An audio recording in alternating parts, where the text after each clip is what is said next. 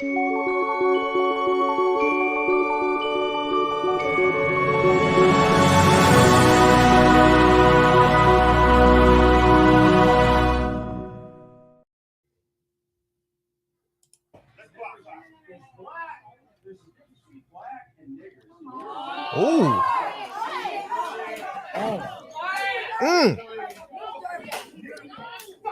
Ooh.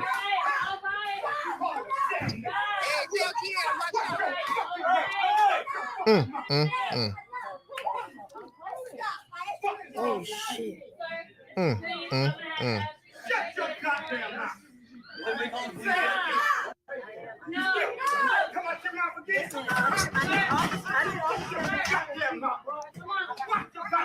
Oh my God.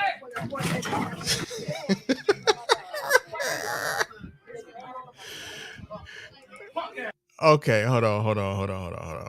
First of all, I got a guest on tonight's show, y'all. My friend Jaqkeshia Carr is on the show, and she can't hear this video that we playing right now because she's on the road, man. She can't see this shit. She can't hear this shit. But goddamn, this white man just got all of the ancestors' asses on him because this black man just smacked him the fuck up. Oh my God.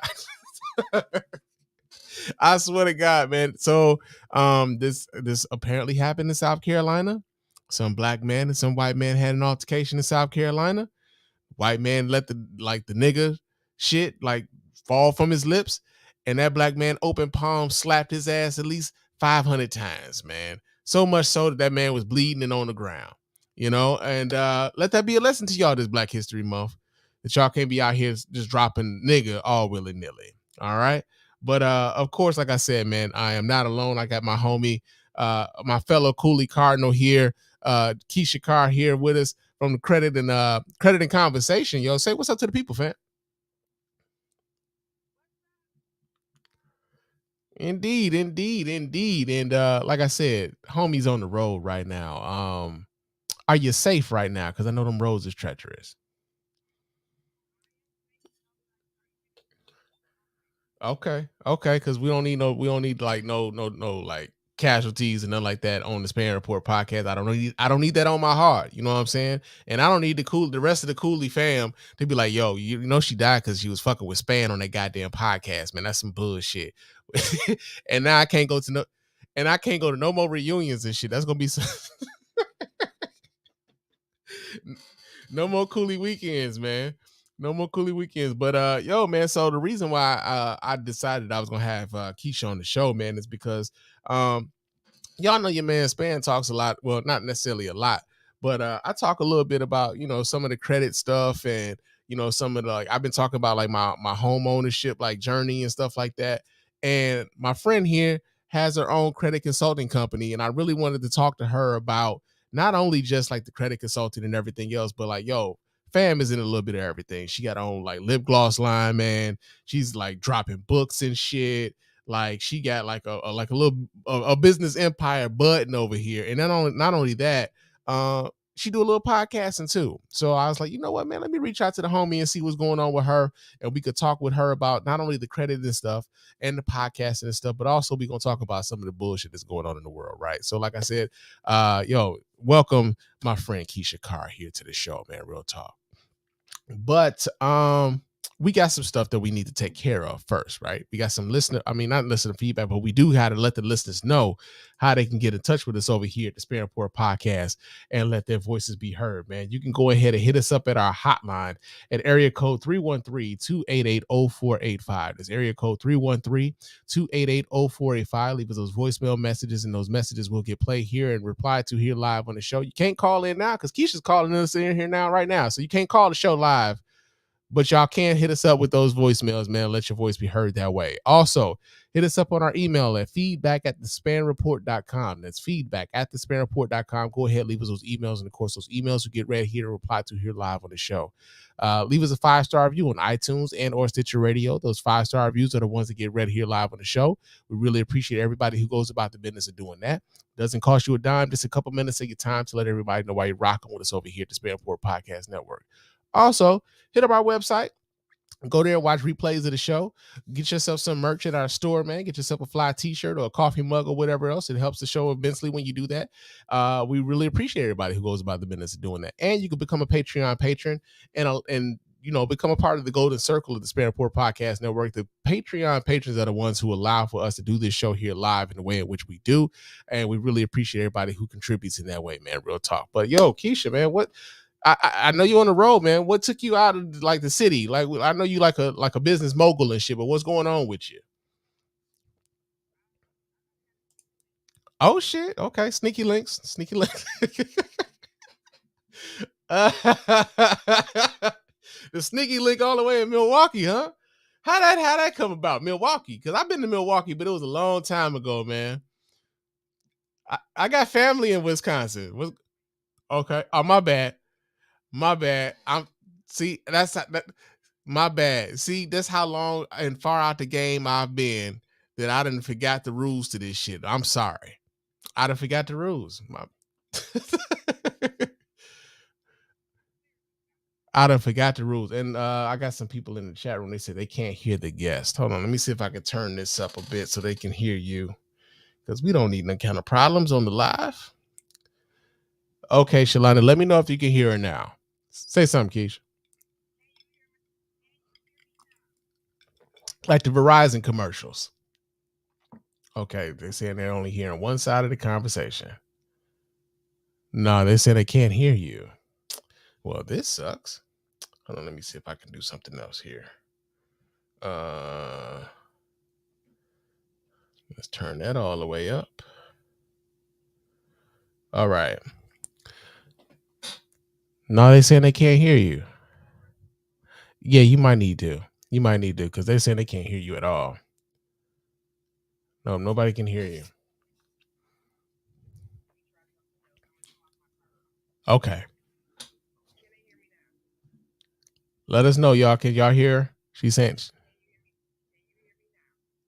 Hold on a second. Okay. Let us know. Can y'all hear? She's speaking, y'all. Can y'all hear it all?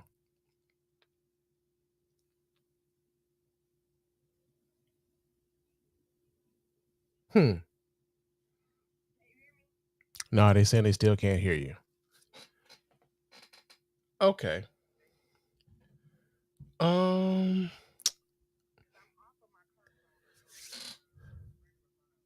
Okay, let me see if there's something else I can do on this side here because you should be able to come through to them because I'm playing everything through my computer. So did y'all hear the video that I played earlier? Because she's basically coming through the same source. Could y'all hear that video at all? Live podcasting people, this shit happens sometimes. Let's see. Let me go through.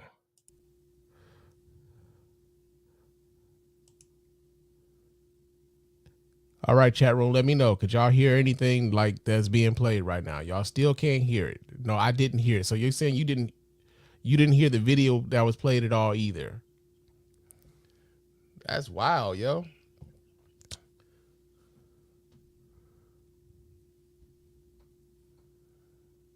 Okay. Yeah. Yeah, they said they couldn't hear the video either. I was the only one able to hear it, which kind of sucks, man, because everybody should have been able to hear that. No, I only hear you talking. Well, right now I'm the only thing going right now. If y'all can't hear her, then I'm the only thing that you probably will hear. But y'all said y'all didn't hear that video at all, the one that I played to start the show. Nobody heard that.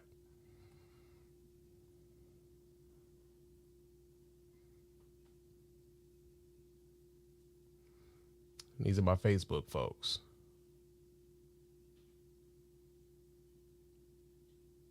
No video or your guest. Okay.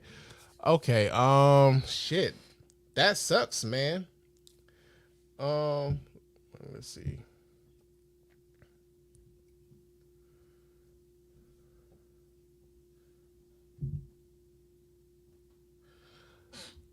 Testing. Oh, now I can't hear me. There we go.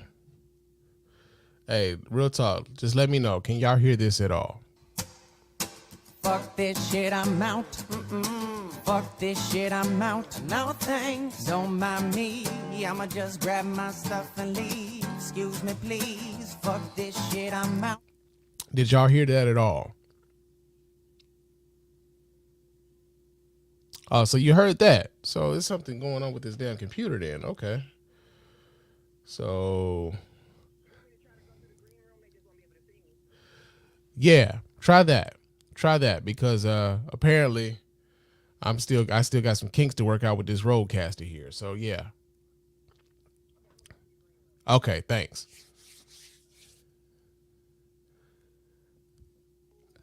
All right, people. I appreciate y'all's patience tonight, man. This is the first time we've ever like really tried to have any guests with the new setup and everything. So I'm still working out some kinks and stuff. We even did like some pre-show sound checking and shit to make sure that she could hear stuff. And apparently she could hear stuff. Y'all couldn't hear stuff, which is like, we want to make sure everybody can hear shit, right? So she's gonna come through our green room. She's not going to be on the phone the way that we had it set up before.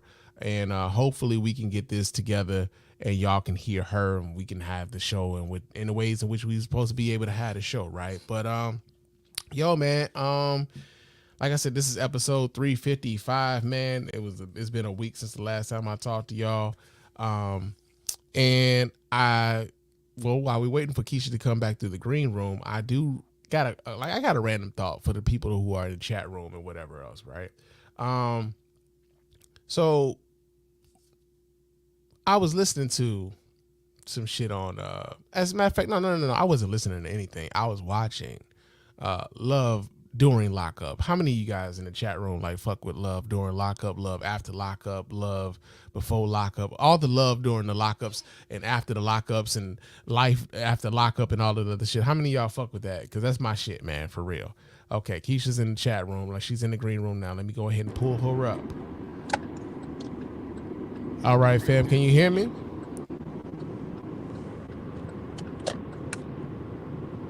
Hey, Keisha, can you hear us at all? I can hear you. Okay. Hey, fam. Hey, people in the chat room, can you... Hey, fam in the chat room, can y'all hear Keisha at all? Can y'all hear me at all? Can y'all hear her? See, Shalana said, I haven't seen it. Not the most recent one. It's crazy. Yeah, Love during lockup is fucking nuts. Okay, so I can hear her now. So okay, so the chat room can hear Keisha. We all good. Keisha's in the building. All right. But yeah, man. So like I was watching Love during lockup. And hey, Keisha, do you watch Love after lockup or during lockup or after life after lockup? Do you watch any of those shows? I do not watch Love after lockup.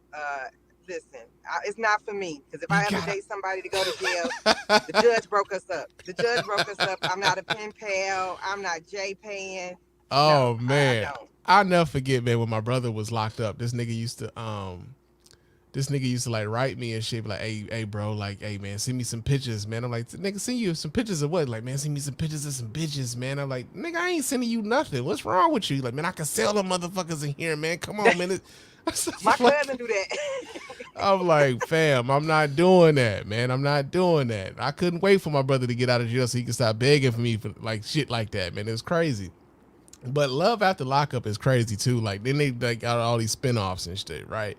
And this one dude, well, actually, there's this one chick on Love during lockup.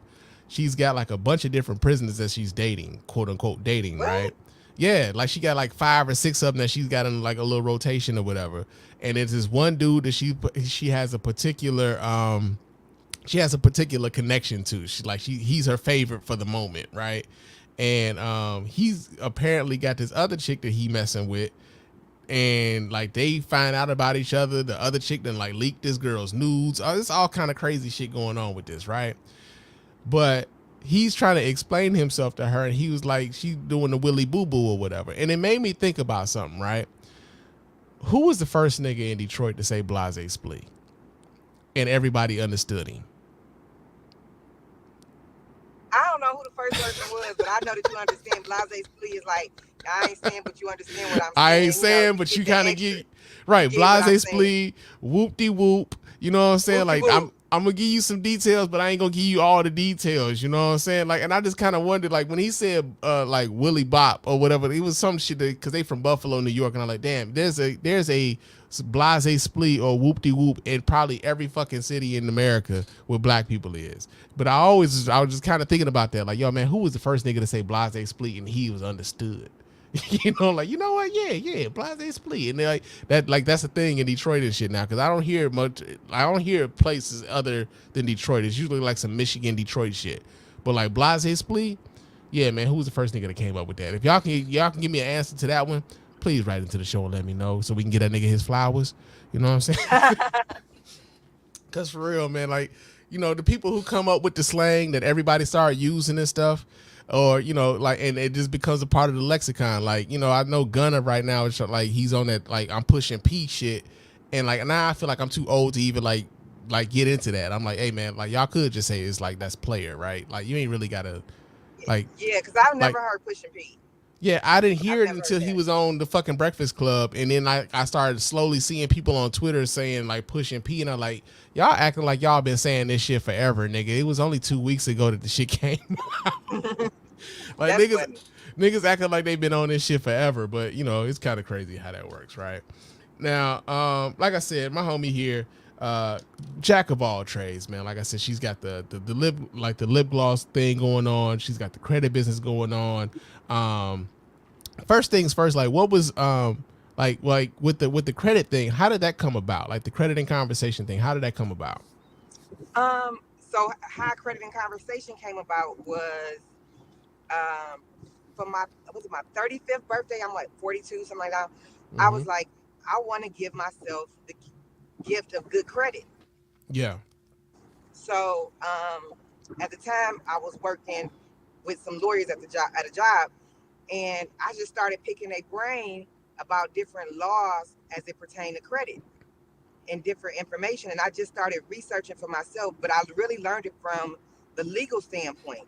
And Okay. it was like, growing up, my parents, when I first went to college, they paid all of my bills, Mm-hmm. but they didn't teach me credit per se.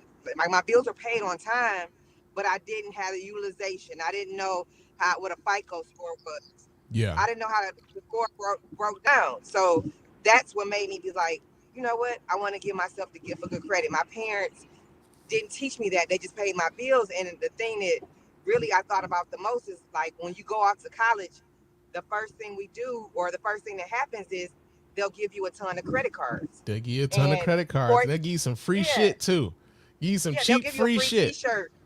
Yeah, they give a ton of free T-shirts and every other little bull crap, like you said. Yeah. And I was like, most people come out of college in the red because you go to college, you mess up your credit. We're not educated about credit, and then you still have student loans. So you really come out, even though you spend however many $50,000, $60,000 on credit. I mean, on school, you really come out in the red because you don't know nothing about credit, and you've messed it Yeah. up as soon as you got to college, taking all the Yeah. free credit cards. Yeah. That's what So happened to me. that's how it Like, came about. yeah, that's what happened to me when I first got to Tennessee State.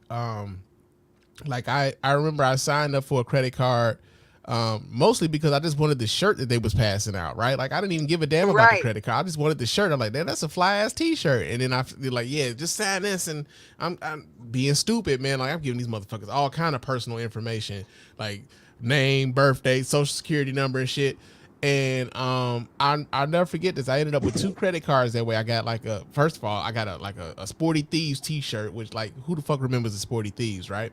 But I got a Sporty Thieves T-shirt, and then I got like a facial trimmer, because I'm like, man, shit, you know, I'm away from home, so like, how I'm gonna keep up my, you know, my barber shit, like at least try to keep my face tight, and so I got like a little trimmer or whatever, and I got like a Capital One Visa card, and I got a Discover card, and I ran them bitches up. I ain't had no job. Yeah. I ain't had no job at all. Like, and I'm buying like pizza and shit. I'm buying food, like, all, so it's mostly food. Like I spent most of that shit on food, but then I did dumb shit, like I bought a cell phone, and I was paying the bill on the cell phone with the Discover card, and then I got, like, I paid for my school books though. That was the most important thing. Like, I'll never forget that. Like, the like how expensive it was for like books in college. And I paid for my books with the Discover card that I had that I didn't even remember signing up for. It just so happened to be in my PO box when I came back from winter break. And I'm like, oh shit, this how I could pay for these books. But yeah, man, like I didn't have any monies to pay that shit back. And so when the bill came due, I ain't have it. And like Hello? yeah, can you hear me? Did we lose you there for a second? I Keisha, can't. can you hear us? Hello? Because we can see and hear you, pretty good.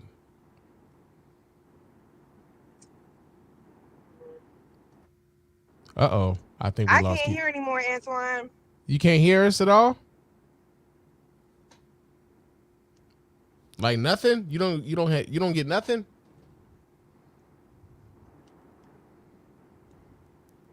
Uh-oh.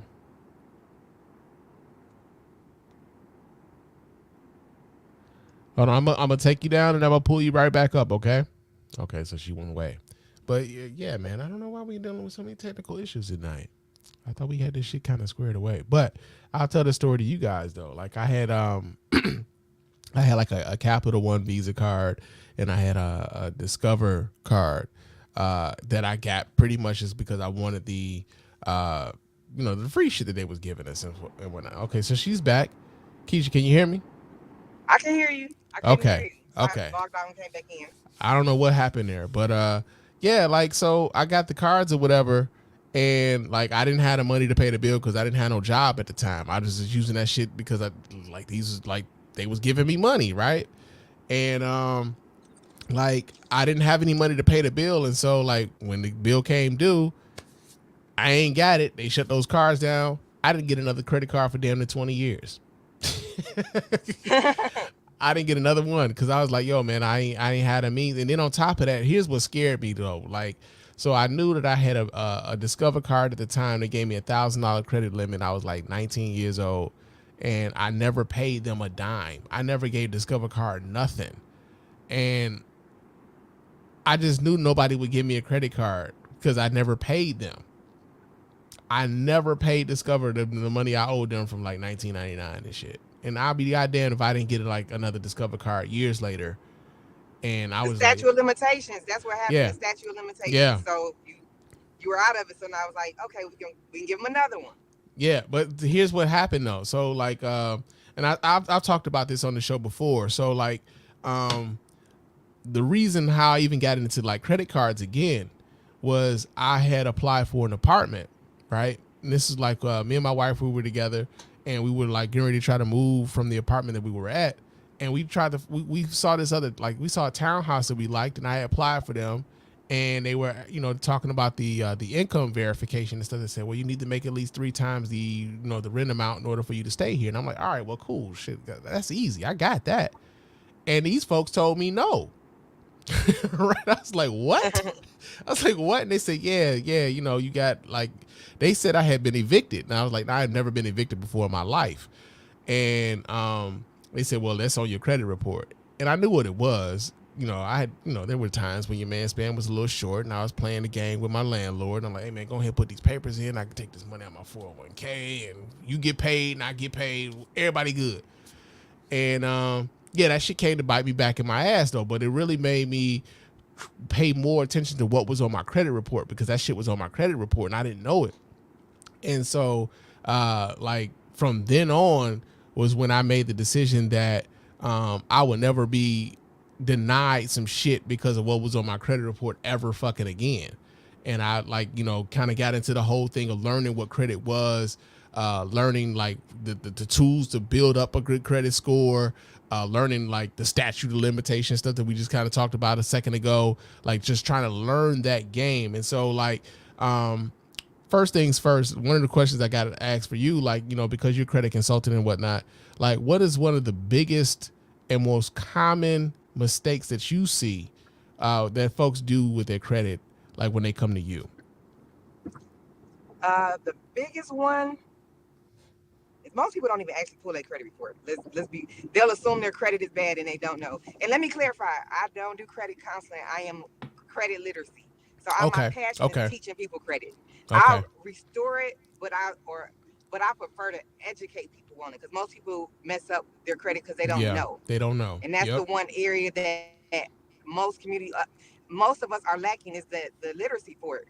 So I'm more of I like to educate. I have a book out, Credit and Conversation, everything high school students need to know about credit.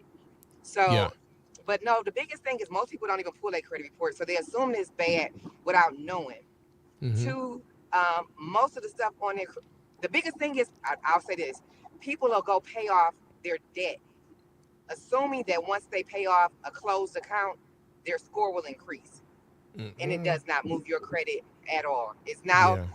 even if you pay it off and you don't ask them to do a pay for delete, it's you just paid it off and now it's closed and the debt has been settled. But it does nothing for your credit report to increase your score paying them off. Unless you're trying to do debt to income and buy a house, your score is going to close the account off and they they don't delete it for your account from your account. So I always tell people if you're going to pay it off, before you pay it off, ask them to do a pay for delete. Yeah. Sometimes they'll say no. So the other way around that is when you pay them, send them a cashier's check with your account number, your name, and say this is to pay to delete your account number with them. So that's actually a binding contract when they cash the check Mm-hmm. because it's saying that, and they accept that. It's saying this: I'm paying you to delete this from my account, even if they don't agree to it over the phone or email, or if you need something that confirms in writing that they're going to pay for a delete. But if they don't, and you send them a cashier's check and you write that note on that cashier's check, and they cash it, that's a binding agreement. Okay. See, I didn't So know that's that. just a little credit tip. Yeah, I didn't know that. Seriously, look at this, learning shit all the time here at the Spann Report, right? Now, another good thing, real sorry, another question that I had for you. So, like, one of the things that I was doing, like, around the time when I was like trying to build my credit back up, was there was this company called Self Lender, right? And like they was basically like, yo, you take out a loan, but you don't actually get the money until the end of like you get finished paying for said loan. And so I know it sounds weird, right? Like so like I No, took out I've like done it. I did okay, that before. I've done everything that I tell people to do. I've tried myself. So I've done okay, self lender, credit strong, secure card. Whatever I tell somebody to do, I've done it for myself to see if it works. okay. So that I'm was my the own question I was test getting. dummy. I was getting ready to ask you about whether or not you thought that like services like that were effective because like even when I did it, Yes. right? You think they were effective? Okay, because like even when I So did it, I think they're I effective. was It's I was kind of skeptical as to how effective they were when I no, did it for myself. I so two things happen. Like say your credit report, all you have is a car note and maybe a credit card. Yeah. 15% of your score is having a good credit mix. So your Right. car loan and the credit card, you adding that self lender loan now gives you a good credit mix. That's three things on your credit because you get the points based upon having three things. So now Right. you have three things. It's a good mix of credit. So now you're getting your good mix of credit points and you're getting on time payments. So that's Mm-hmm. two areas in your FICO score that you're now getting points on that you may not have been getting them on. So I like self lender. I try literally everything I suggest to people. I try it for myself to see if it Okay. works. Yeah. I like self lender, and if you're with Navy Federal has a good program that's similar to that, where you take out a loan. You can do a 6 month. You can do it for how I believe the bare minimum you can do is 250. Mm-hmm. It's great, and secure cars if you got Navy Federal. And then once it comes out of a secure car status, they instantly they give you a good credit line on a regular card. Okay. So, So I'm glad you just mentioned secured cards. Right. So remember mhm. I told you guys I had a Discover card for $1,000 when I was 19 years old. Never paid Discover a goddamn thing in my life. Right. So when it came time to like when I wanted to like rebuild my credit and like build my credit up, one of the first things that was suggested to me was that I get a secured card through Discover.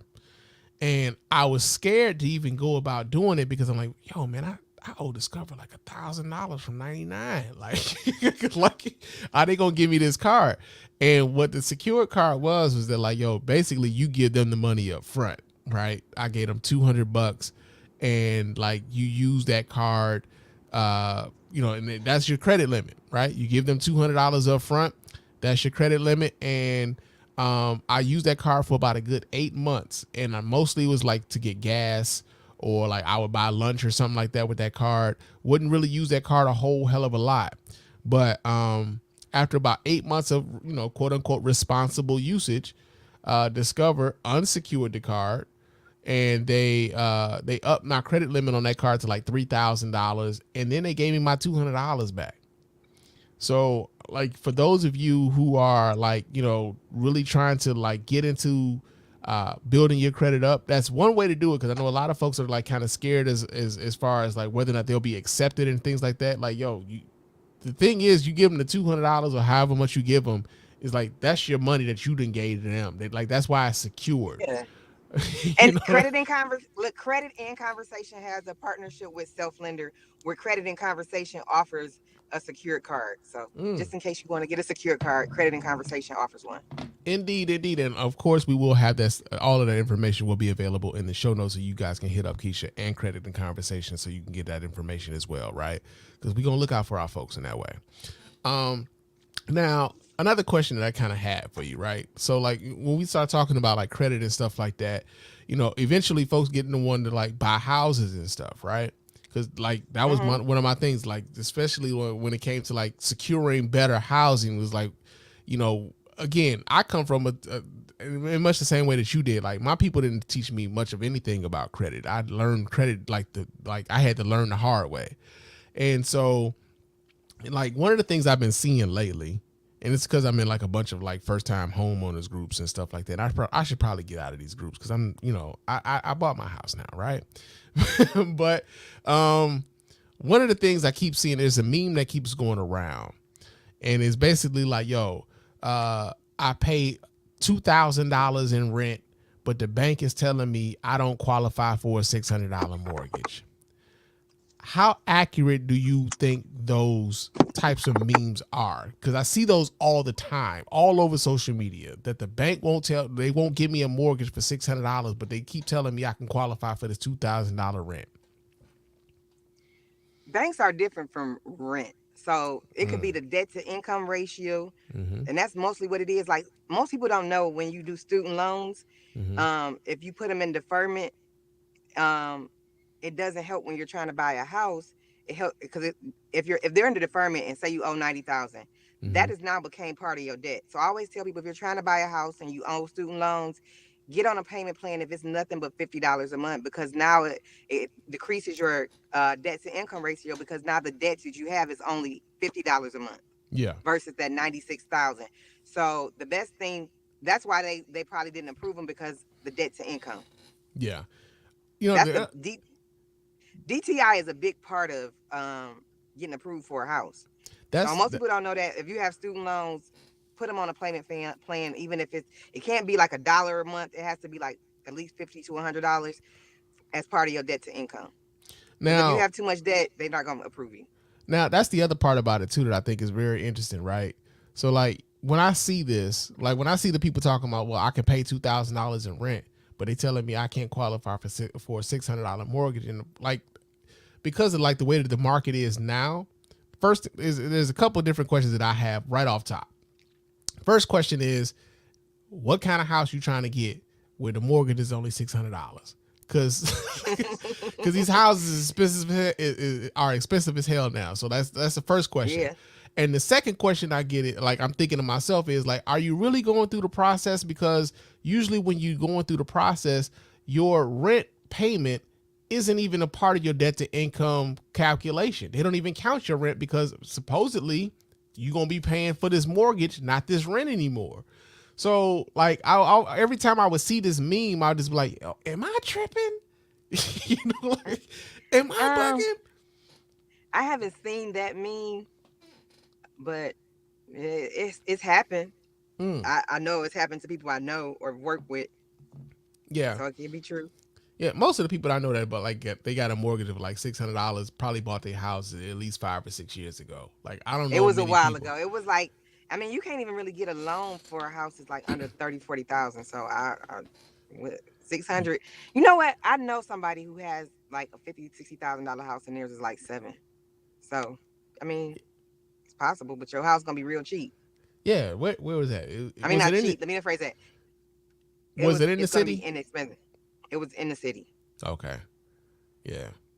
Because the trip that part about is like I'm in Hazel Park right now, and one of the there's a house not too far from where I live that's been on the market for the better part of, well, it was on sale before I bought my house, and it's still on sale now because they won't come down on the price, and they want $300,000 for that house. And you look at the houses across the street from it, I'm like, I can see why y'all not getting $300,000 for that house right now. I can see that, you know what I'm saying? So yeah, man. I just want people to like kind of have the most information available to them, and like understand that like there are like I know the thing about it is this. I think especially like when we start talking about home ownership and stuff, a lot of the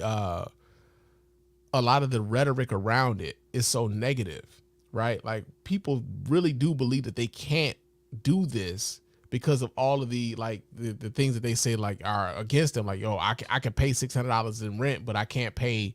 I'm sorry, I could pay $2,000 in rent, but I can't pay for a $600 house. And like, it just depends on what other things you got going on financially, Yeah. and like it's just not as simple as you would think it would be. Like, they were going through my financials, and I'm like, man, how many times I gotta send y'all the same check stub, fam? Like, like this, like, they were telling me like I would be at work trying to send them documentation. They're like, yeah, so you gotta have the right URL on there. We gotta have the URL. I'm like, fam, it's the same info, fam. Like, what do you want me to do? I can't do this shit from the job, fam. I gotta wait till I get home. And they're like, hey, you don't get this house if you don't send it. Like, You know what? I work with a mortgage person that I send my clients to, mm-hmm, who really educates them on the process. Like he would be better than I would. But if you ever do a show for home buyers, like mm-hmm. the mortgage part of it, I can probably have him come on for you. Like For sure. he's really big on educating them. For So sure. Because we really want to like kind of, like I said, we use the platform. We try to educate folks on some of the things they need. Because like I'm seeing this stuff and I'm just like, man, I know I can't be tripping, but I can't be the only one who's seeing this, right? So, and that's part of the reason why I wanted to bring you on to kind of like talk about some of these things, right? Um, um, Another thing that I kind of wanted to talk to you about. We got some news and stuff, because I know like fam is educated and shit like that, but we get down with the get down, right? So, yeah. so first things first. I got this story here. This comes out of where did I get this story from? Hold on a second. Let me pull this up. Let's go to our news real quick. As a matter of fact, while we go into the news, let me pay our fucking jingle.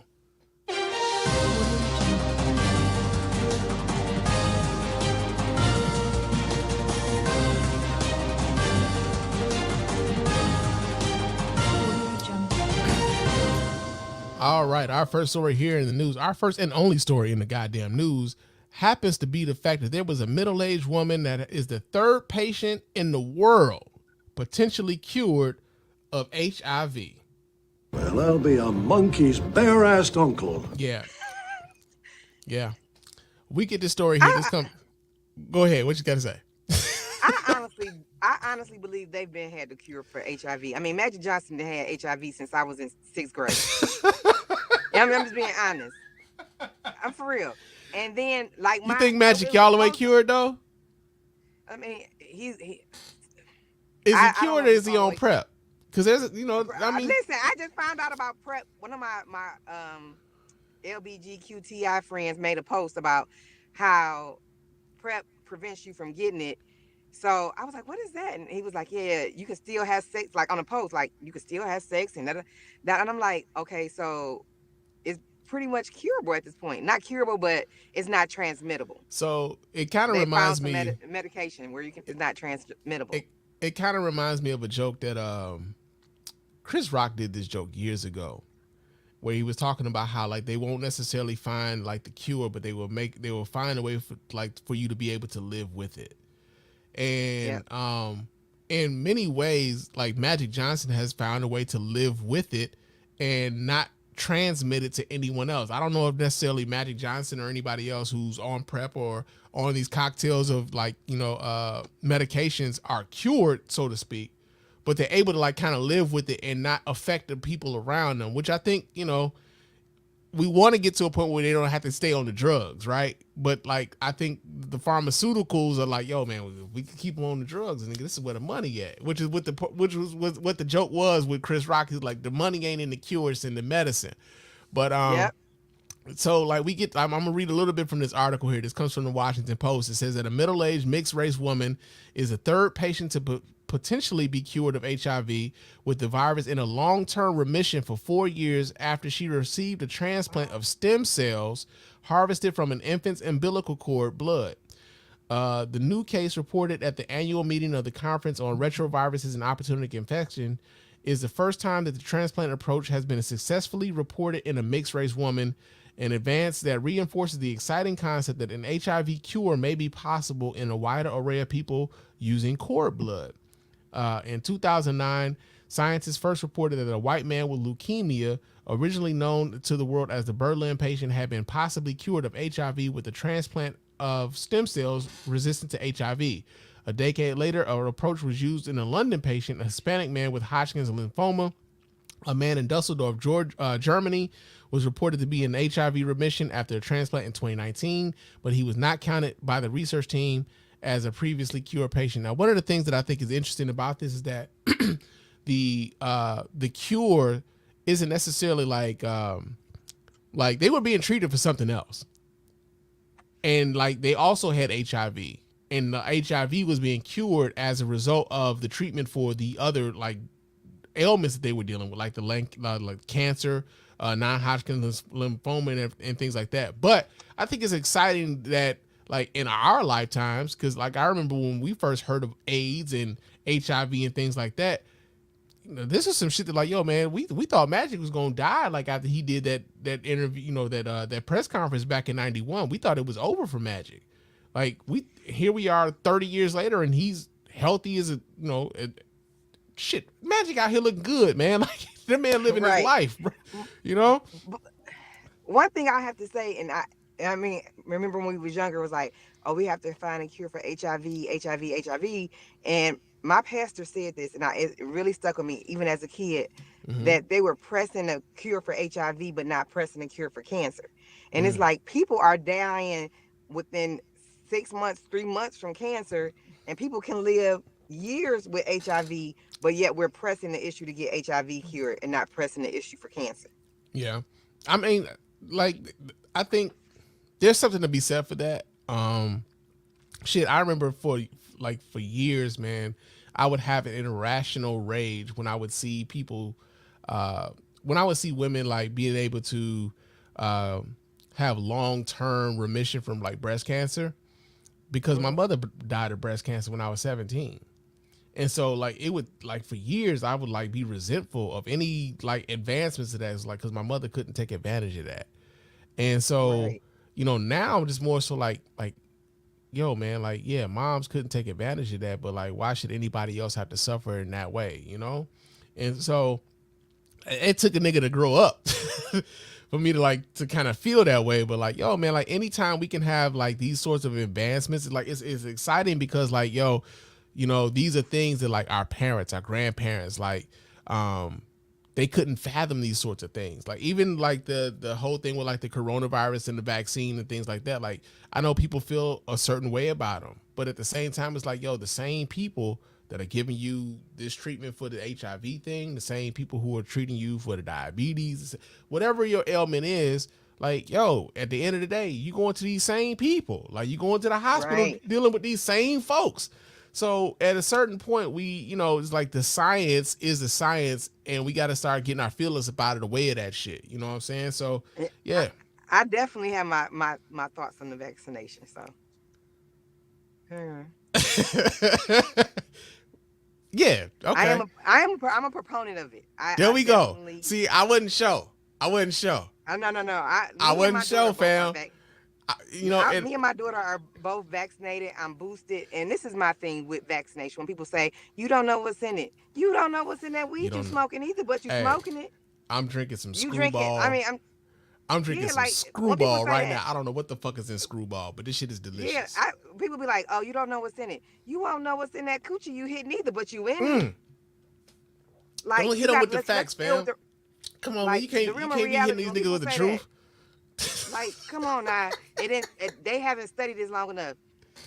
You ain't studied that pussy long enough, but you went in it. Oh, they come on, man. Come on, man. You can't be Like out here. I hate when people say that. You Well, you making too put much anything sense in right your now here, body. man. You put anything in your mouth. You What making are too we much doing? sense out So here, fam. Come on it's the now. way for them to regulate us. They've been regulating us, and then when people be like, "Oh, they want us to wear masks," like I get on. When white people say that to me, like, "Oh, they're trying to take our rights," I said, "Well, black They've been people taking used our to it, so this rights. is nothing new for us." Or when they be like, I don't want to wear masks," I said, "Well, you had no problem wearing sheets, so what are we Oh doing?" man. Okay, Like, Keisha, let's come on, man. Code the fire. I hear you. like people be I just this COVID stuff and people not want to be vaccinated and people, oh, we got to wear a mask. With the way your breath smell, you should. Oh man, that's you know what? Like, Who was that? It was a comedian. I forget the comedian's name, but I think he was like, "Yo, man, I think the reason why a lot of these white folks don't really want to wear masks, like people that don't want to wear masks, period. Like this is the first time that they had to smell their own breath, and yeah, and because they got to smell their own breath, they're like, nigga, I can't do this shit, and nobody should be subjected to this sort of punishment."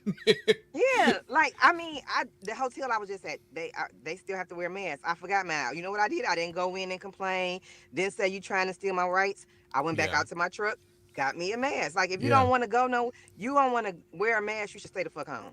Yeah, It, the it only is what it complaint I is. have about masks, if I could wear a mask and my glasses didn't fog the fuck up, I would be perfectly okay with wearing a mask all the time. Like for real, man. Because that's the only time I'm really annoyed with a mask because I can't see shit. And I'm like, man, I'm trying to work or something, and like I'm in somebody's house and they like looking over my shoulder and shit. Like, hey fam, could you like go upstairs or something?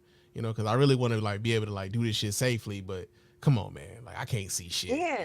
You I just know? people be like, you can still catch it with it. So I had corona in 2020. Okay, When I how did say that work out? For, like, well, not how I did that thought work out I for had you, but how was that so that experience? I had it for 3.5 weeks, Mm-hmm. which was crazy. Um, my daughter didn't catch it, nor my mom, because my mom took care of me, and neither one of them caught it. I have asthma, so I have an underlying Mm-hmm. condition. Mm-hmm. I literally couldn't. My room was upstairs. My breathing was so bad. I could go up 4 stairs and it felt like I ran around the track 20 times. Mm. Like I had to go on a breathing machine. It was bad. Like at one point I couldn't even lay down and go to sleep. I had to sit up in my bed to breathe. And that one night I just I told my daughter, I said, I have really became at peace with the fact that I might die. And I was Mm. like, I had a conversation with my daughter, made sure she knew the address. And I said, if you hear mommy knock on the wall, call 911. Like I had made peace with the fact that I was probably gonna die because I could not breathe. Mm-hmm. So when I beat it the first time, I got it again since I've been vaccinated. And I promise you, 2, 3 days, it felt like a cold and I was good. Like I wasn't down. And that was the thing for me, was like, unless you've been with COVID where you thought you wasn't gonna make it, I felt like I dodged the bullet the first time, but I'm not gonna take a chance the second time and I might not dodge it. My Yeah. system could be, down from the first time. Yeah. So the second time I caught it, and I know it's a couple of people who are vaccinated who caught it, but it was just like a little cold. Literally, I still went to work. I still I mean, I didn't go out the house, work from home, but I still was able to function and do everything like it just felt like a cold. Mm. So for me, the vaccination after having it the first time and being down bad, I'm so glad I got it. Yeah. And Yeah. people that don't never who's never had it and don't know what it feel like to be like, you know what, I got to be at peace with. My daughter was 8 or 9. I'm like, Yeah. I'm leaving my daughter. Like I literally felt like I'm at peace with. I might not make. And this is when everybody was just dying, and it was new. It was Yeah. April 2020. Yeah. So for me, the vaccination, I was like, look, I'm gonna take my chances because I might get it again, and I might not make it through the second time. Yeah. I remember like April 2020, man. Like this is when like they kind of like shut Michigan down. Yeah. I know my employer, they pretty much sat our asses down, like, because my job wasn't necessarily like I'm essential, but that's not necessarily, right? Because I do new construction and stuff. And so they basically sat us down for like a month and a half. It was like, nigga, just sit down. And I was cool with that. But the tripped out part about it, I'll never forget this. Like, because my high school principal in Chicago passed away from COVID-19. And I remember like kind of getting with my my classmates and stuff. We were talking about it and we were remembering her and things like that. But I remember even then like talking to folks about it, and I was like, yo, man, if they came up with a vaccine for this shit tomorrow, would y'all take it? And it was surprising to me how many folks were like, hell no, I wouldn't take no motherfucking vaccine. Like, hell. And I was just like, seriously? Like, even after like losing somebody that we was all close to, like how many folks were just like, nah, man, I ain't with that vaccine shit. I'm like, man, y'all know we had to take vaccines in order to go to fucking school, right? Like, School? Right. like why all It's of a just sudden are y'all so like adamant against taking this? And like I think that like that was like jarring to me, like even like just talking to people that I know, people that I love, like, man, y'all really like y'all just won't y'all wouldn't if it was available to you and it was like out here and like and we could get it, and it was like, nah, nigga, I ain't taking that shit, man. Fuck that. Let the white people take it first. And I was like, all right, cool. But you know what was funny though? The white people was taking it first. The white people yeah. was coming to the neighborhood. They was coming to the hood to get the vaccine because it wasn't available in their areas. They were like, yo, we got to hit the areas hardest hit. And the areas that was hardest hit was our areas. And the white folks was coming to our areas to come It get the was. vaccine. And you know what else? These niggas moved the goalposts again. Well, shit, I don't know, man. They came up with the shit too fast. You know what I'm saying? It became a thing. It's like Right. nigga just kept moving that goalpost further and further down the line. I was like, man, like it was kind of crazy how the whole politicization of the vaccine shit kind of became a thing. But we out of the motherfucking news, man. We out of the news. We got a story that the homie brought up. We're gonna talk about Kanye West, man. So we going into Blue Blazers, y'all. In blue blazes is going on out here. Did this nigga just say blue blazes? All right. So our first story here in Blue Blazers, of course, is Kanye West. Kanye West out here apologizing for antagonizing his wife, man, his soon to be ex-wife Kim Kardashian. Kanye been out here wilding, man. Keisha, because this is a story that you brought up. Like, what are your thoughts on like Kanye and his tiff with his soon to be ex-wife? Two things. He got to be the bitter baby daddy of the year. Like the most bitter baby daddy of the year. One and realistically, if he wasn't a celebrity or a star, he would probably have a PPO on him, which is Yeah. a personal protection order. Yeah. He would probably have one because he Yeah. at this point is being harassing. Yeah. And like I learned my lesson from my experience. Everything ain't for social media. Like just some stuff should be private. Yeah. Like even if it's not even about you and Kim, protect your kids. Certain stuff don't even need to be put out for your kids to see, for other kids to tease your kids, for other kids to, antagonize your kids. Protect your kids. Even if you mad at Kim and you don't give a fuck about yourself and what people think, your kids should be the priority. You don't want them to be out or on TikTok and somebody like, yeah, your daddy crazy. Your daddy posts all your mama text messages. Like, he's only thinking about himself. Yeah. To me.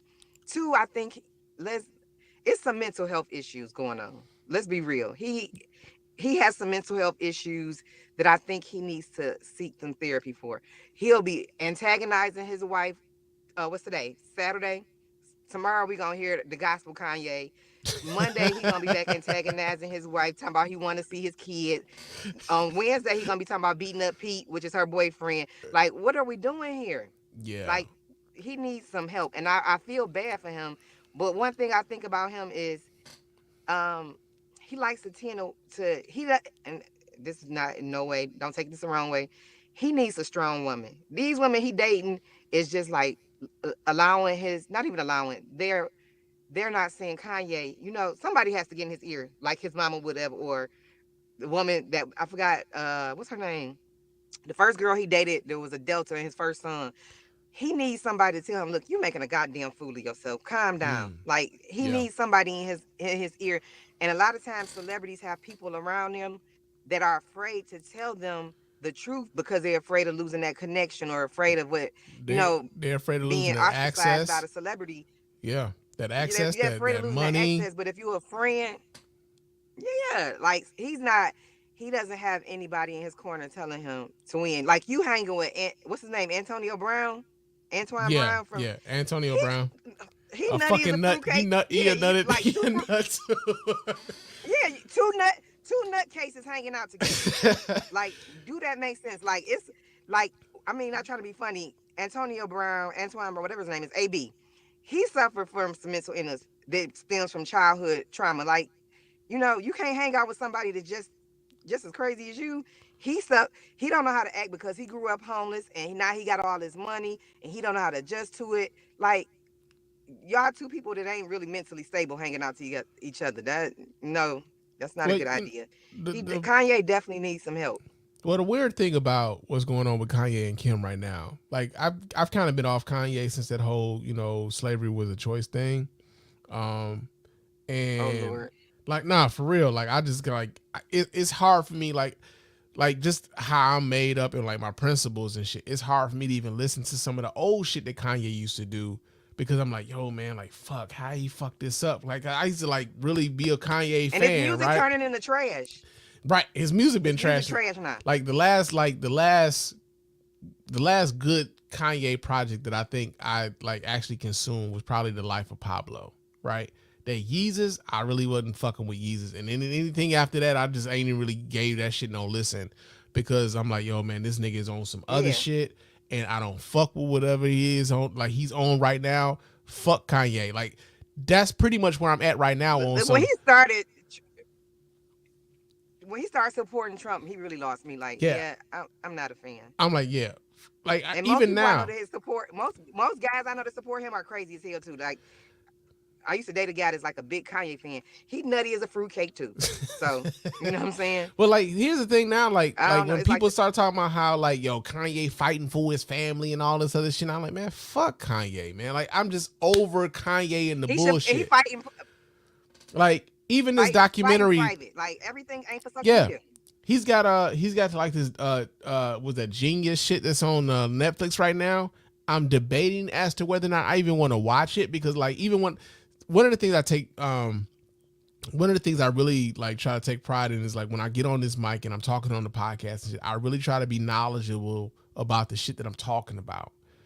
And I'm fighting with myself as to whether or not I even want to watch that Jesus shit. I mean, not Jesus, but Genius shit that he got Don't on give him your Netflix. rating. Don't give him Right. your ratings. But I'm not even so much worried about like giving ratings and all that other shit. I'm more so concerned about my own integrity when I start talking about this shit, right? Like, oh, like I don't want to be talking from a position of ignorance, right? Because there's so many people who get on these mics and who get on these YouTubes and TikToks and Twitters and stuff like that, and they're talking from places of ignorance, and I don't want to be that. And so, like, I've been fighting with myself as to whether or not I even want to like watch that, just so like for my own fucking edification. Do I really? Am I tripping? You know, just like with the whole meme with the home ownership shit. Am I tripping? Because I don't want to be the one tripping, right? But like, I watch the things that are going on with Kanye, and I'm just like, man, like anybody else who would do this sort of shit, like everybody will be ostracizing him.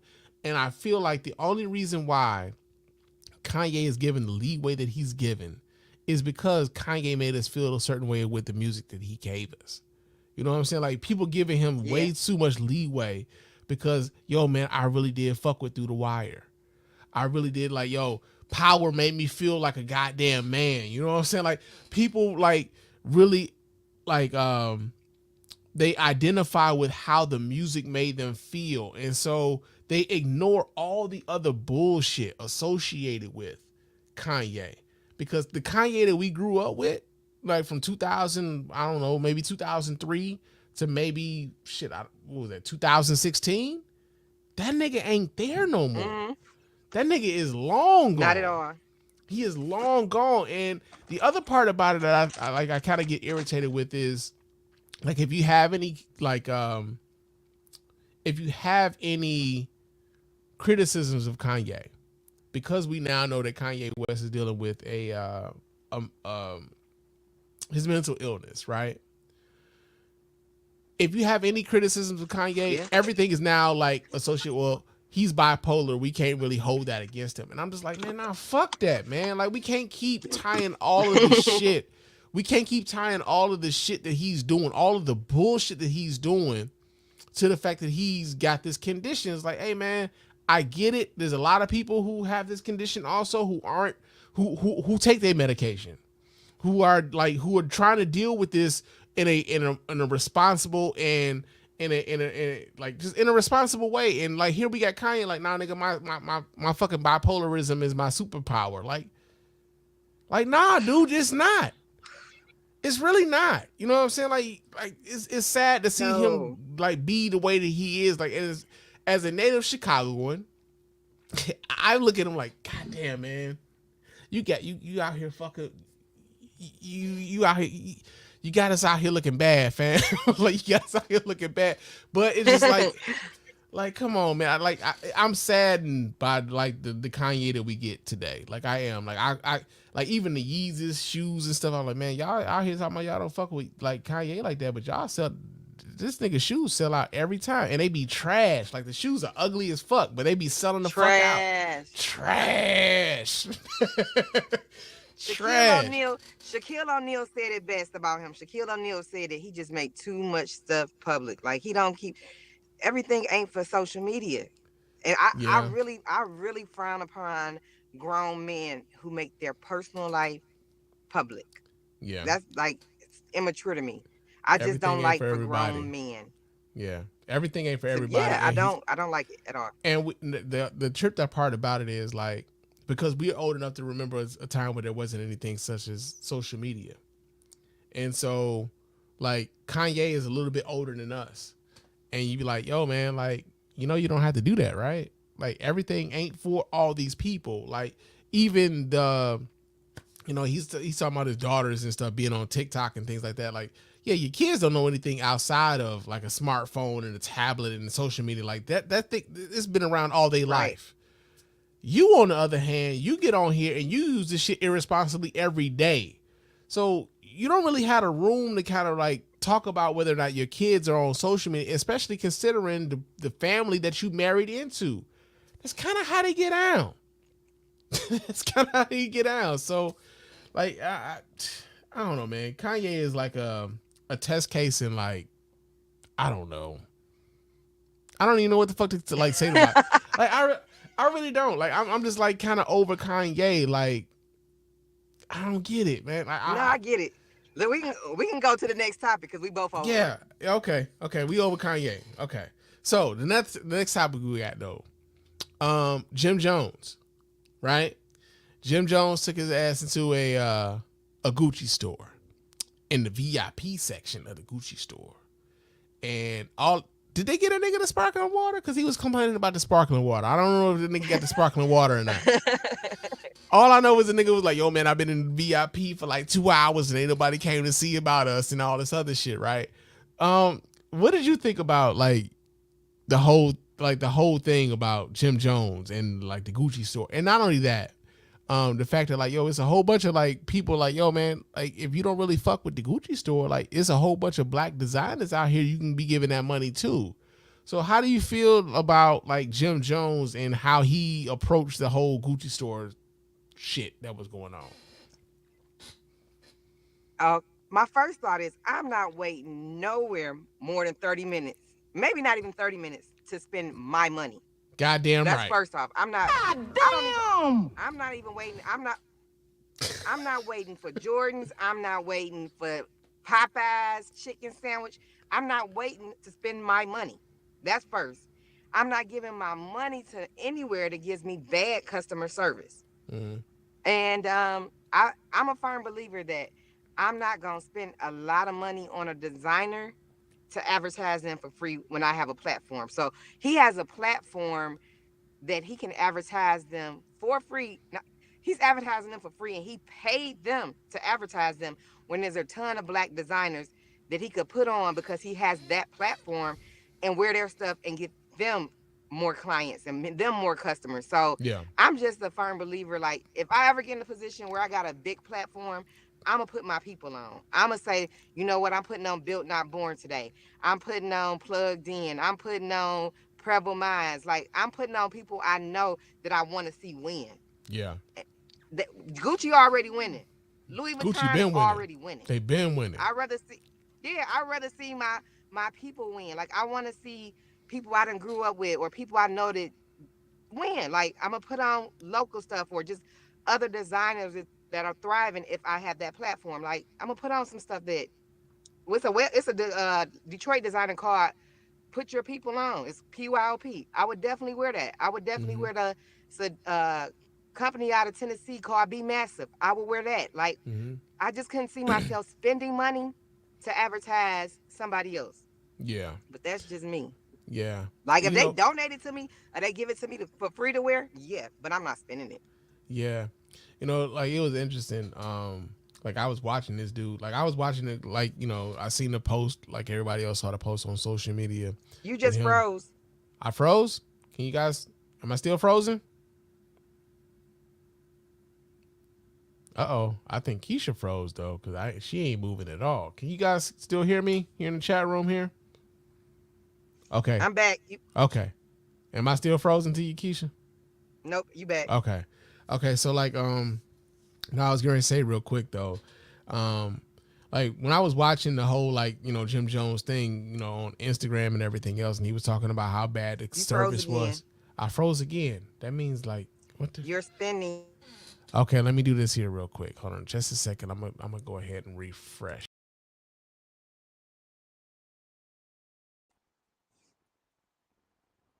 Okay, well, I think he dropped. Is it just me? No, no, no. Can you see me Okay. now?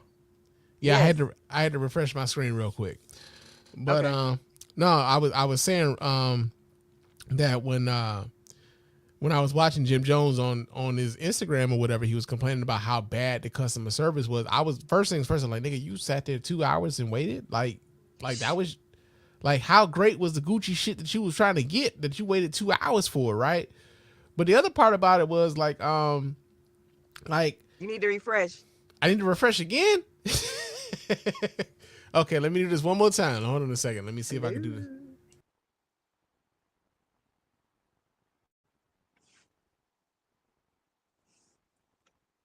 Are you back? All right, what it look like now? Hello. Are you back, Antoine? I'm back. Can you see me? Mr. Spann. You can't see me? No, you go off for me. Hold on a second. Let me do this here. Let's do this. And okay, how about now? You're great. I'm good now? Yep. Okay. So first, like Jim Jones in the store waiting 2 hours for the shit or whatever. I'm thinking like, yo, you waiting too long for like I'd have been out of there a long time ago, right? I ain't spending the kind of money that Jim Jones is spending, but still, if I'm spending the kind of money that Jim Jones is spending, I ain't waiting no motherfucking 2 hours to be there to spend money with these people, right? But like one of the things I thought about though is like a couple years ago, like it was like my wife's birthday. She wanted a Louis bag, so we went to the Louis Vuitton store.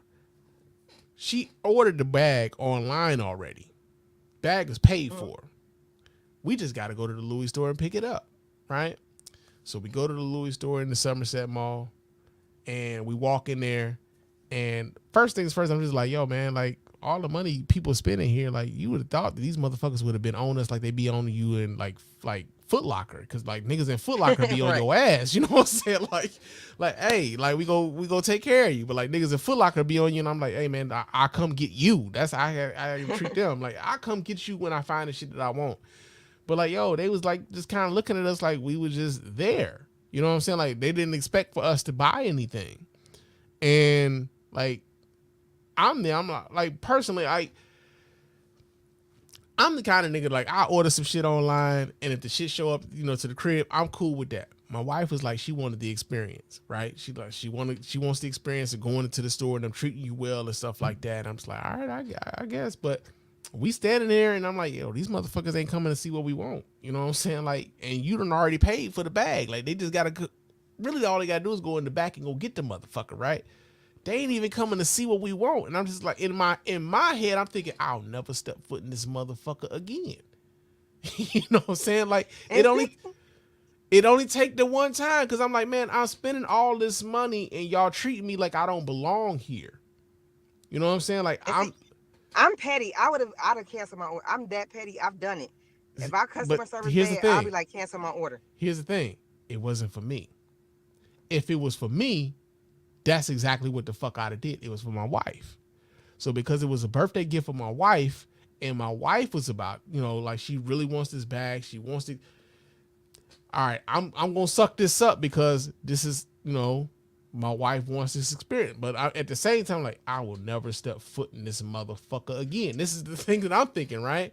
And so, like, it's just weird, like, how, like, there's certain, like, I was having a conversation with a guy that I work with, and he was talking, like, he was showing me pictures of, like, vacations he was taking with his wife, and, like, some of the clothes that he was wearing on the vacation and stuff. Like, man, you know, I got the Louis shirt and I got this stuff.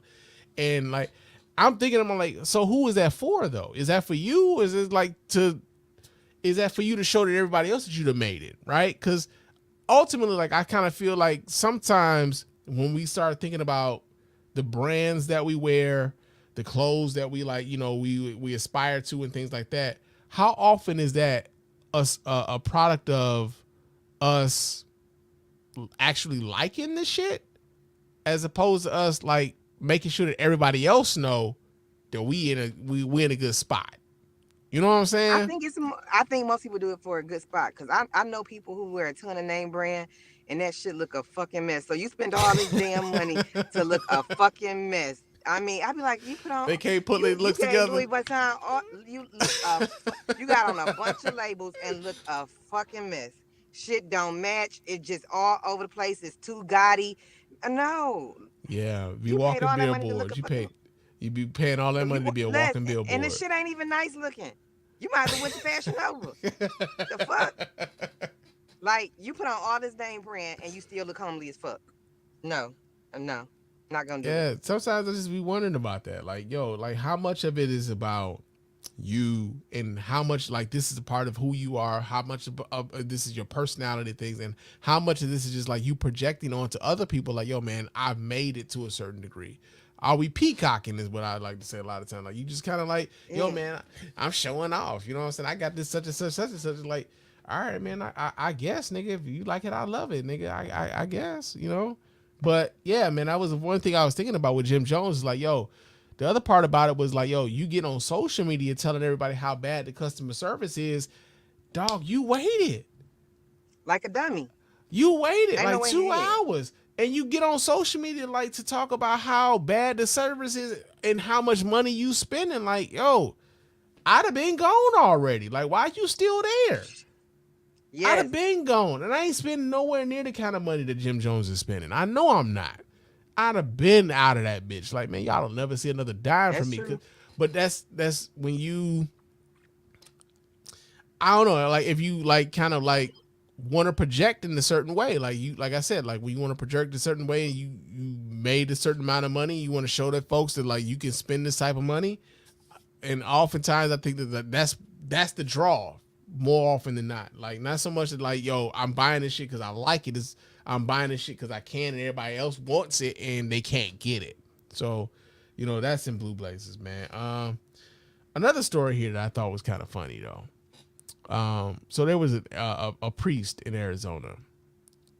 He was out here doing baptisms and shit, right? Turns out he'd been using the wrong words on his baptisms for like a decade or so. And apparently all these people that got baptized, they baptisms don't really count. Oh, God. What? Yeah. This is actually a thing. Matter of fact, let me pull this story up. Because I was looking at this like, wait. So I'm of the school of, you know, people be like, you know, they in the church, but they ain't religious. And I know a bunch of niggas who be out here like, yo, man, but God knows my heart. You know what I'm saying? Man. God knows my heart. And so like I'm thinking like if the people that didn't get baptized like really believe that they baptized, shouldn't God know their heart? You know what I'm saying? So we get the story here. This comes out of this actually comes out of NPR. I'll be damned. It says a Catholic priest in Arizona has resigned after he was found to have performed baptisms incorrectly throughout his career, rendering the rite invalid for thousands of people. The Catholic Diocese of Phoenix announced on its website that it determined after careful study that the Reverend Andres Arango had used the wrong wording in baptisms performed up until June 17, 2021. He had been off by a single word. During baptisms in both English and Spanish, Arango used the phrase, "We baptize you in the name of the Father and the Son and of the Holy Spirit." He should have said, "I baptize." Wait. What? In the Holy Ghost. It should be the Holy Ghost, I think, instead of the Holy Spirit. Yeah. It says he should have said, "I baptize," the diocese explained. Is not the community that baptizes a person and incorporates them into the Church of Christ. Rather, it is the Christ and the Christ alone who baptizes all the sacraments. Therefore, it is Christ who baptizes. It said you were baptized using the wrong words. That means your baptism is invalid and you are not baptized. Like, hey, fam, like, how you gonna be out here 30 years after your baptism? Like, hey, man, like the Lord, hey, Lord, like, better yet, how you gonna show up at the pearly gates, fam? You show up at the pearly gates. You show up at the pearly gates. Most people don't remember. The saints is like, hey. So listen, you got baptized by like Father. What was his name? Let me make sure I get his name right. You got baptized by Father Arango. Yeah. You gotta go in the back. We gotta go. you gotta get in the back of the line, Chief. Like, nah, you're not going to the upper room. You're going to a room, but not the upper one. The lower room. Yeah, you're not going to the upper room. You're going somewhere, but it ain't. I'm saying though, like all they baptisms, like he done did thousands of baptisms over the course of like 20, 30 years. All they baptisms is invalid. They can't even like, that ain't right. That can't be right. That can't be right. That gotta be some man-made shit. The Lord, I say the Lord ain't mad at the people who had the right intentions. I said the Lord ain't mad at anybody with the right intentions. They go to the pearly gates. They go to the pearly gates like, look, listen, Lord, listen. I thought I was doing the right thing, man. That ain't my bad. It's his bad. It ain't even mine. Like, they go to there and talk about, well, you can't get in here because you ain't been baptized. Like, come on, fam. Come on, man. Right, not gonna happen. That's fun. That's fun. But yeah, that one was funny. That's crazy. That's crazy. Like, your baptism is invalid, nigga. You gotta come back and get a stamp. But that's the Blue Blazers, man. Real talk. But our last story is in another segment, and we call this segment "Fuck Around and Find Out."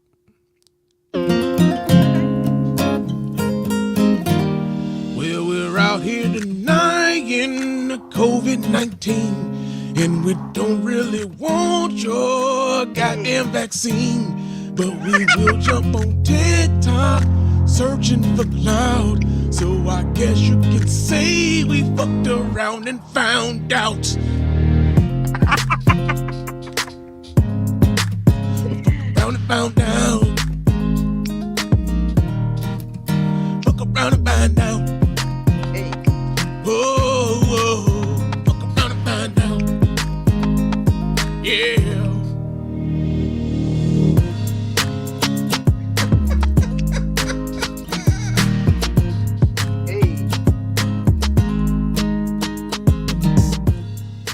That shit a bop, ain't it?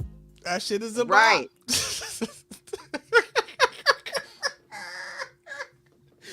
Yo, man, I'm gonna put that shit out on like CD and cassette, man, for real. You made that?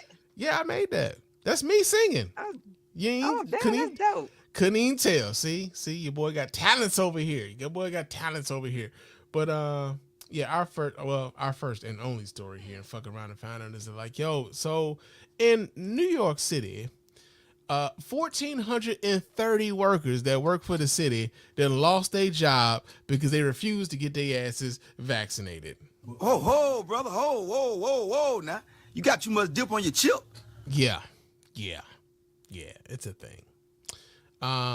We get the story here. This comes out of the New York Times. It says the New York City fired 1,430 city workers on Friday for failing to comply with its vaccine mandate, a figure that represents less than 1% of the city's workforce, but likely the nation's largest mass termination of municipal employees in response to a COVID vaccine mandate.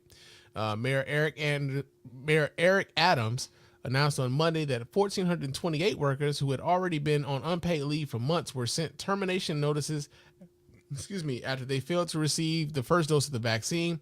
Two new hires who faced more than stringent requirements were also fired for failing to receive 2 vaccine doses. Nearly 4,000 city workers had faced a deadline on Friday to comply with the vaccine mandate. Now, keep in mind, they said over 4,000 people had been facing that vaccine mandate by Friday. 1,430 of them got fired. I think they really fucked around and found out. Like they didn't believe it. They didn't believe that fat men greasy. You know what I'm saying? They didn't believe that a pig's pussy was pork. You know what I'm saying? Like, come on, man. And I think the important thing about this is that when we start talking about like the vaccine mandates and things like that, I think it's important for us to recognize that they said that was less than 1% of their entire workforce, right? We talk about like the vaccine mandates and the people who won't get vaccinated as if they represent the vast majority of people. They don't.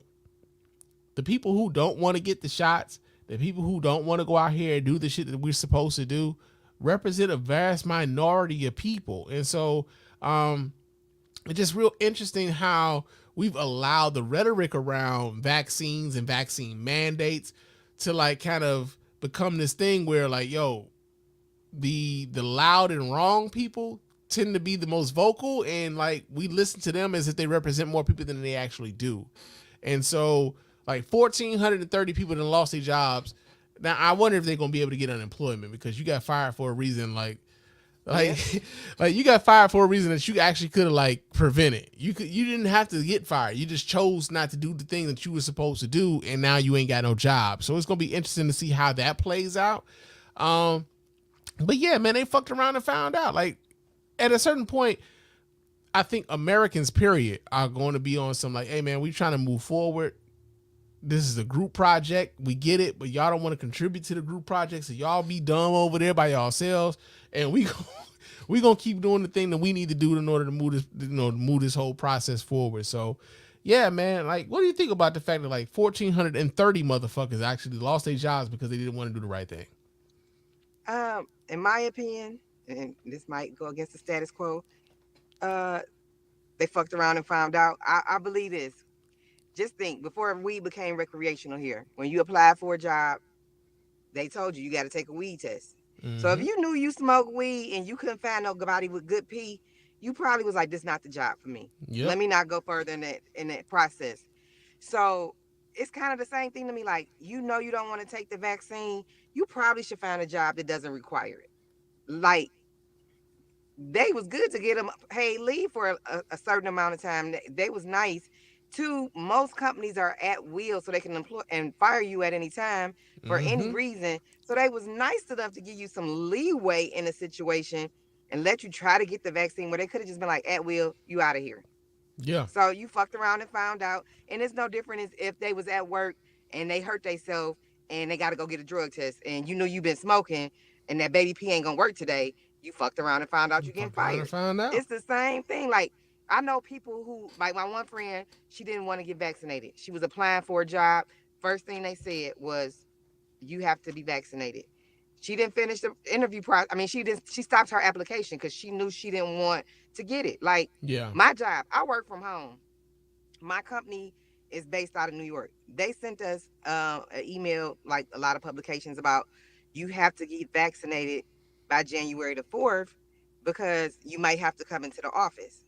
Although I was already vaccinated, and the vast majority of the people at my job are, it's like, if you knew that you didn't want to get vaccinated, you should probably look for other jobs. Yeah. It's not for you. It's no different to me, attendance policy is no different than a drug policy. It's a regulation. It's an at-will company. Yeah, it's a regulation. It's there. I feel like it's your right to decide not to get it, and it's their right not to keep your ass. Yeah, and I It think is what it is. the sad part about it is like the people who don't want to get the vaccine or whatever. A lot of them feel like they're martyrs. It's like, nah, man, you made a choice. You know what I'm saying? Like there was a Yeah, choice. There was a choice that was given to you. You might not necessarily like the choices that you got between like getting vaccinated or not getting vaccinated, but like, yo, you got a choice to make, and you got to be able to live with the choice that you make. And unfortunately, like it comes with you losing your job if you make the wrong choice, right? So I mean, that's what it is, man.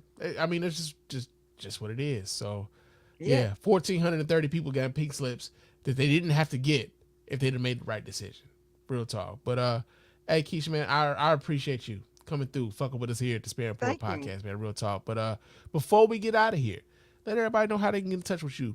Not only at like dating Satan, but like with everything else you got going on. So let everybody know how they can get in touch with you. So, my Instagram, my public Instagram is Keisha Carr on Instagram, I believe. My Facebook is Keisha Carr, and that's KESHIA. My website is I am Keisha Carr. It takes you to my lip lover, my dating Satan, and my credit and conversation. My book can be purchased on Amazon Prime. It's Credit and Conversation, everything high school students need to know. Uh, Lip Lover is LIPLUVHER on Facebook and Instagram. Dating Satan is Dating Satan on Facebook and Instagram. I think that's everything for everything I do. And Okay. hopefully, I'm doing season 2 of Dating Satan podcast. Hopefully, the Spann Report can help me out. I'm I trying to got you. change some things this time around on Dating Satan for the second season. So that's it. All right. And of course, like I said, man, everything that she just said will be available in the show notes. So you guys can contact her. The links will be available. And y'all can check out Keisha's series, everything she's got going on, man. Real talk. And like I Yeah. said, Any I appreciate. questions? Go ahead. Go Any ahead. credit questions? Any credit questions? If you got any, and it's little, I'll be happy. You can credit and conversation on Facebook, credit and conversation on Instagram. It's credit and conversation. You can inbox me, DM me if you have any questions. I'm willing to help. I'm more about being a blessing than getting a check or the money. Like at the end of the day, we can't win if it's just for me winning. I I want to hear see us that. all win. So you have to bless other people. So I'm not one of the people be like, oh, it's 5,000 for me to repay your credit. No, I'll give you free knowledge at no cost There you because I want go. to see you win, and you can share with somebody else so they can win. So There you go. that's There pretty you much it. go. Real talk, real talk. But yeah, I appreciate Keisha for coming through here and fucking with us here at the Spann Report podcast, man. Real talk. And like I said, everything that she just elucidated to you guys here now will be available in the show notes. But before we get out of here, of course, I gotta remind y'all how to get in touch with us over here at the Spann Report podcast and let your voice be heard. Hit that voicemail line up at area code 313-288-0485. That's area code 313-288-0485. Leave those voicemail messages. Those messages will get played here and responded to here live on the show. You can also email us here, feedback at thespannreport.com. That's feedback at thespannreport.com. Leave us those emails. Those emails will get read here and replied to here live on the show as well. Follow me on Twitter and Instagram. My name on both of those platforms is Mr_Spann. So you go ahead, follow me there, chop it up with your man Spann throughout the week. Also, hit up our website at www.thespannreport.com. Go there, watch replays of the show, vote in the polls when we decide to put those polls up. You can donate to the show as often as you like, as much as you like. And of course, we really appreciate every dime over here at the Spann Report Podcast Network. Also, join our golden circle here at the Spann Report podcast that allows for us to do this show here live on YouTube, Facebook, Twitter, and Twitch. It's like 4 different platforms and shit. So yeah, man, we appreciate those folks who contribute to us and help us to do this show this way. And yeah, we're gonna get on up out of here. But of course, like I said, I appreciate our fam, Keisha, for coming through and fucking with us here. And we will talk to you guys again soon. Thank you. But until next time, fam, peace. Peace. Thank you.